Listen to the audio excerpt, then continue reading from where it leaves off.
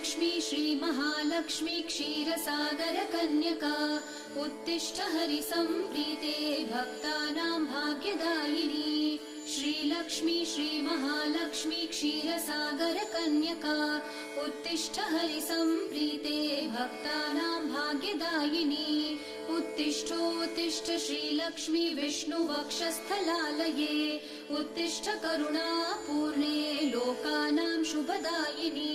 उत्तिष्ठोत्तिष्ठ श्रीलक्ष्मी विष्णुवक्षस्थलालये उत्तिष्ठ करुणापूर्णे लोकानां शुभदायिनी।